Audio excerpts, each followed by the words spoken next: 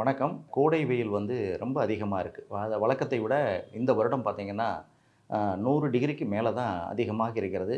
வெப்பக்காற்று பகல்லலாம் பார்த்தீங்கன்னா, ஒரு 11 மணிக்கு மேல 3 மணி வரை பார்த்தீங்கன்னா, வெப்பக்காற்று வீசுவதை பார்க்கலாம். கோடை வெயில் அதிகமா இருக்கும்போது, குழந்தைகளுக்கு எந்த மாரி பாதிப்பு வரும்னா, வியர்க்கூர் அதிகமா வரும். அதேபோல உடம்புல கட்டி வரலாம். மலக்கட்டு பிரச்சனை வரலாம். அ இத நம்ம என்ன பண்ணணும், குழந்தைங்களுக்கு ஆடைகள் காட்டன் வகை துணிகளை பயன்படுத்தணும். அதேபோல இந்த பேம்பர்ஸ் பயன்படுத்துறத தவிர்க்கணும். காட்டன் வகை துணிகள குழந்தைங்களுக்கு நம்ம பயன்படுத்தணும். அதேபோல தாய்ப்பால் குடுக்குறவங்க, தாய்ப்பால் நெறைய இருந்தா நம்ம தாய்ப்பாலே குடுக்கலாம். அதேபோல நீர்ச்சத்து நிறைந்த பழச்சாறுகள் அத குடுக்கலாம். தண்ணி நெறைய குடிக்கலாம். தண்ணி எப்படின்னா, இப்ப கோடை காலமா இருக்கு, பச்ச தண்ணி. மருத்துவர்கள் சொல்றது பச்ச தண்ணி நம்ம கொடுக்கக்கூடாது.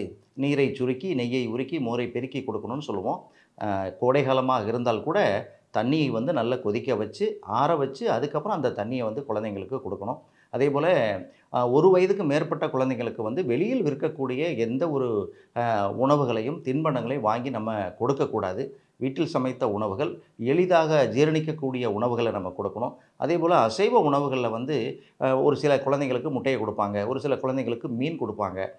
நல்லா வேக வச்சு, மசிய வச்சு அத குடுத்தோம்னா, செரிமான பிரச்சனை ஏற்படாது. அதேபோல மலக்கட்டு பிரச்சனை ஏற்படாது.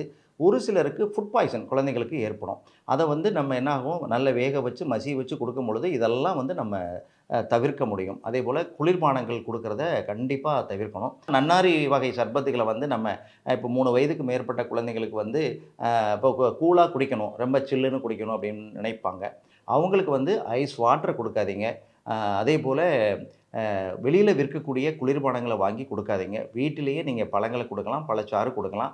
அதேபோல புளிக்காத நீர், மோர் நம்ம குடுக்கலாம். அதேபோல எலுமிச்சம்பழச்சாறு. எல்லார் வீட்லயும் இந்த கோடை காலத்தில எலுமிச்சம்பழச்சாறு வாங்கி வச்சுட்டு, அத குழந்தைங்களுக்கு அப்பப்பொழுது தேன் கலந்து அல்லது நாட்டு சர்க்கரை அல்லது வெள்ளை ஜீனி கலந்து நம்ம குழந்தைங்களுக்கு குடுத்தோம்னா, உடம்புல இம்யூனிட்டி குறையாது, நோய் எதிர்ப்பு சக்தி அதிகரிக்கும், அம்மை நோய் வராது. அதேபோல மலக்கட்டு பிரச்சனை, வியர்க்குரு, கொப்புளங்கள் இதெல்லாம் ஏற்படாம நம்ம குழந்தைகளை பாதுகாப்பாக இருக்க முடியும். நல்ல காற்றோட்டமாக இருக்க வேண்டும். குழந்தைகள் தூங்குற அறை ஆகட்டும், அல்லது இருக்கக்கூடிய அறைகள் ஆகட்டும், காற்றோட்டமாக இருக்க வேண்டும். அப்பொழுது அந்த வெப்ப தாக்குதல் ஏற்படாது.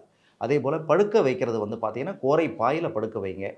அதேபோல இலவம்பஞ்சு மெத்தை, இலவம்பஞ்சு தலையணை இத பயன்படுத்தணும். குழந்தைங்களா இருந்தாலும் சரி, பெரியவர்களா இருந்தாலும் இத நம்ம பயன்படுத்தணும். அதேபோல பிளாஸ்டிக் சேர்ல உட்கார வைக்கிறது, படுக்க வைக்கிறது இதையெல்லாம் நாம் தவிர்த்தால் நிச்சயமா இந்த குழந்தைங்கள கோடை கால நோய்களிலிருந்து, பாதிப்பிலிருந்து நம்ம பாதுகாக்க முடியும்.